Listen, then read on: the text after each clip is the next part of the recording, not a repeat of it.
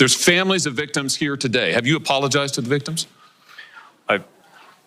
Would you like to do so now? Well, they're here, you're on national television. Would you like now to apologize to the victims who have been harmed by your product? Show them the pictures. Would you like to apologize for what you've done to these good people? I'm sorry for everything that you. During a Senate hearing on social media and child abuse this morning, Meta CEO Mark Zuckerberg apologized to the victims of child sex abuse and their grieving families. Now, the mea culpa came after the tech CEO was being pressured and prodded by Senator Josh Hawley to do so. Now, that Mike didn't catch Zuckerberg's apology to the family members of child victims, so I want to read you his statement to them. He said, quote, "I'm sorry for everything you have all been through. No one should go through the things that your families have suffered, and this is why we invest so much, and we are going to continue doing industry-wide efforts to make sure no one has to go through the things your families have had to suffer." Now, what have their families had to suffer? What was the point of this hearing in the first place? Well, it seems that there is a bipartisan willingness in Congress to do something in regard to protecting children online. And the social media platforms are really ground zero for where their concerns lie. And odds are that this will come down to a potential bill in Congress, although at the moment it seems impossible for any bipartisan bill to pass on this matter. States have passed an array of laws to either require tech companies to build more stringent privacy and safety features into their products to basically bar teens and children from accessing social media altogether unless they get approval from their parents. But many of those sweeping statewide bills are being challenged by the tech CEOs that you just saw in that hearing because they feel that there are some constitutional limitations, and if anything happens, it would have to be on a federal level. The reason it's so hard to sue social media platforms is a 28-year-old federal law called Section 230, which holds that tech companies cannot be held liable for the content that users post on their platforms. And some users, unfortunately, do post horrible content that some children come across, including images and videos of children being abused. There are also instances of social media being used to bully children. And the family members who were present at the hearing today included those who literally lost children in their families from suicide and things like that as a result of the bullying on these platforms. So that's what this is really about.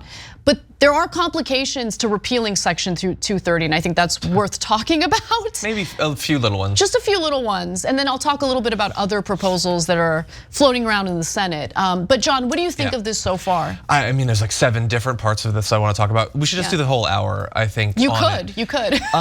Okay, yeah, the Section 230 thing is huge. I mean, in theory, like it's being treated as if you either keep it the way it is or you get rid of it entirely, which I don't think is the only way that you can address that. You could, in theory, have some sort of more nuanced approach wherein you are protected from legislation for things that people post, so long as it is clear that you are doing moderation, that you are doing culling of accounts, that like you could have it be more nuanced in that way, theoretically.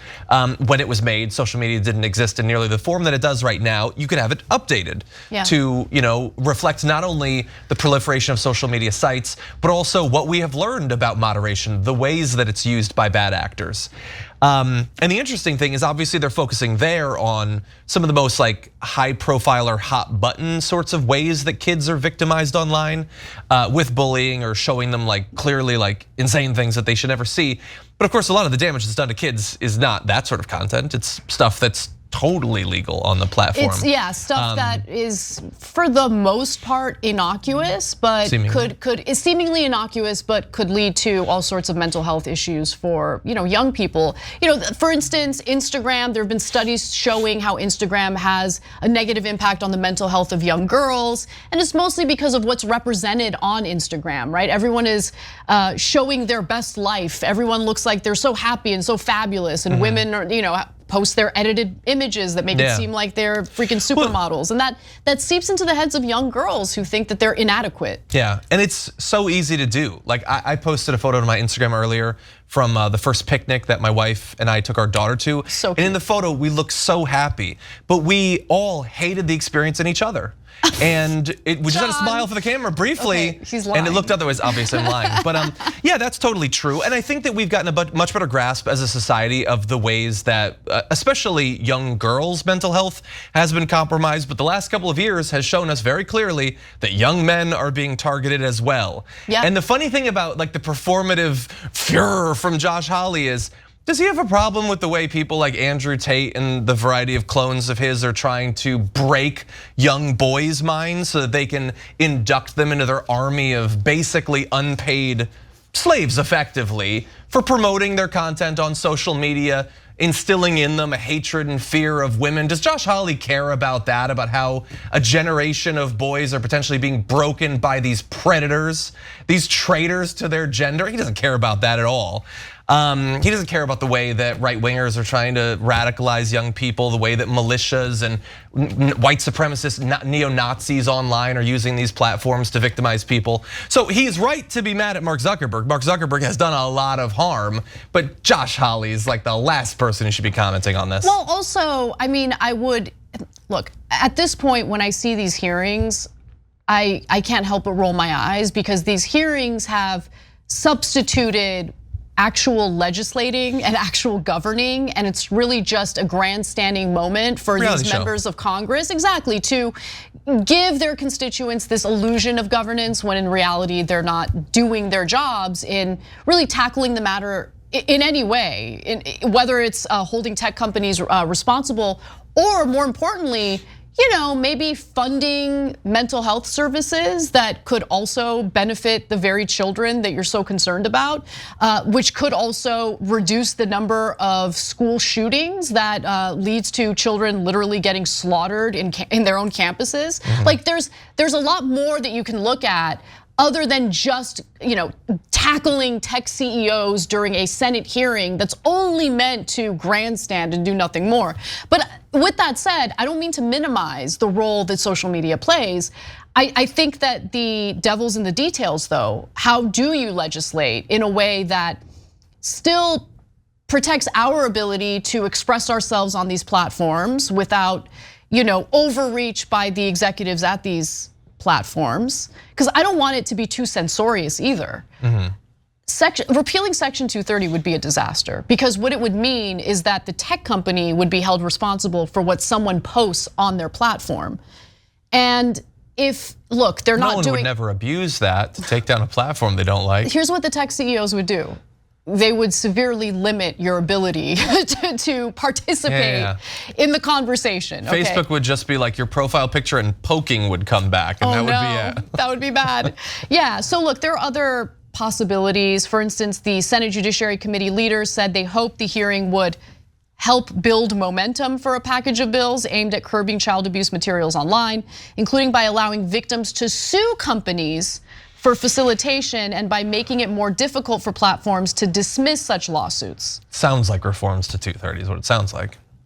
Maybe a few tweaks to 230 would make sense, but I am a little bit uneasy with that. Look, the other thing is, and I know parents are not gonna like what I'm gonna say here, and I'm not a parent, so maybe I'm an idiot and you should totally ignore what I'm about to say, but I get why you wanna give your kid a cell phone. You wanna have the ability to contact them or give them the ability to contact you if it's an emergency, totally get that. They can do that with a flip phone. Is that crazy? Is it crazy for me to say? That's not fun. I just don't know if it makes sense to give like a 12 or 13-year-old a cell phone with internet access. Yeah, I never really had a problem with it. And then I had a kid and suddenly I feel like, yeah, I'm not sure that that's the best idea. I totally get it too. Yeah. Like it's very easy to just judge parents for making these big decisions. I'm not judging at all, but I get why they do it. I totally Yeah. do, and I know the pressure they must feel because all my friends have the cell phone with the internet access. I get that, and I'm not judging them. I'm just proposing a possible solution. Maybe. Like I think about what effect it would have had on my school days if I had a smartphone the entire time. I wouldn't have gotten Disaster. a damn thing done ever. Nothing Same. good anyway. It's just like I know that again, yeah, there's reasons you need to be able to contact them in an emergency. Although I would say I don't know why Why do parents need way more immediate access to their kids in emergencies than they did back in the 80s and 90s? I'm not saying that there's no emergencies, but are there way more emergencies than there were? There are more school shootings. Yes, there are school shootings, and school shootings are incredibly serious, but the chance that your kid is gonna be involved in a school shooting is effectively nil. But what is not nil is the effect that having a cell phone on them at all times will have on them. Yeah. That's guaranteed, basically. So I would just potentially weigh those things. Anyway, I understand the argument is complex and it is nuanced. It is, and look, I actually I'm not an expert on what the right legislative response or solution to this would be. What I do know is that Zuckerberg, along with the other executives, I'm sure, are not really interested in more government oversight. And instead, Zuckerberg tried to pass the buck to the app stores, saying, quote, "My understanding is Apple and Google, or at least Apple, already requires parental consent when a child does a payment with an app. So it should be pretty trivial to pass a law that requires them to make it so that parents have control anytime a child downloads an app." But ahead of the hearing, some news broke that didn't really bode well for Zuckerberg. Senior Meta executives tried to sound the alarm internally about Instagram and Facebook's handling of kids' safety, warning CEO Mark Zuckerberg in 2021, "We are not on track," and that the company faces increased regulatory risk due to underinvestment in user safety, according to new internal documents published Wednesday by 2 US senators. The senators did not state if Zuckerberg responded to those communications. And they asked if he responded to the communications, and if so, what did he say? And then at other parts of this meeting, they asked other executives what they're specifically doing in order to kind of protect young people on their platforms, including, by the way, TikTok's head of TikTok, Zhu Zhiqiu. Apparently, Zhiqiu, he commented on this. Oh yeah, God, this moment was really bad. So there was an awkward moment involving, God, it's like so embarrassing. Just watch it. You'll see what I'm talking about. Just watch it. Is it the Tom Cotton? Yes. Of what nation are you a citizen? Singapore. Are you a citizen of any other nation? No, Senator. Have you ever applied for Chinese citizenship? Senator, I served my nation in Singapore. No, I did not. Do you have a Singaporean passport? Yes, and I served my military for two and a half years in Singapore. Do you have any other passports from any other nations? No, Senator. Your wife is an American citizen, your children are American citizens. That's correct. Have you ever applied for American citizenship? No, not yet. Okay. Have you ever been a member of the Chinese Communist Party? Senator, I'm Singaporean. No. Have you ever been associated or affiliated with the Chinese Communist Party? No, Senator. Again, I'm Singaporean. Let me ask you some hopefully simple questions. You said earlier, in response to a question, that what happened at Tiananmen Square in June of 1989 was a massive protest. Did anything else happen in Tiananmen Square? Yes, I think it's well documented. There was a massacre. What is going on? That was pretty embarrassing. It kind of reminded me of Lauren Boebert asking about public urination over and over again during that one House hearing about crime in DC. Like, he answered your question the first 28 times. He is not a Chinese agent, and he's not even a citizen of China. Like, it has nothing to do with China. Yeah, but if you ask him a stupid question one time, then you look like you might be an idiot. It's only when you've asked it 9 or 10 times that you guarantee you're an idiot, and I appreciate him clarifying that for us. What a disaster. What does he think is going on? Like, did he have reason to believe that was gonna be a gotcha? Or does he just think it doesn't matter? Like, I'm gonna clip this out however I want for Twitter. I'll make it look good somehow. I guess we'll see what he plans to do with that moment. Does he know that they're separate countries? Or does he not know that? I'm not sure, to be honest. I'm not sure. Seemed like he had trouble processing the answer that the guy was giving him. No, I'm not associated with China at all. Like, was not really registering with Tom Cotton. Wow. Thanks for watching the video, guys. We also love it if you hit the join button below, because that makes you a member, and members allow us to be independent, honest. We can be as progressive as we want, no corporate media influence, and that's all because of you guys. We love doing the show with our members. Hit the join button, become one of the Young Turks.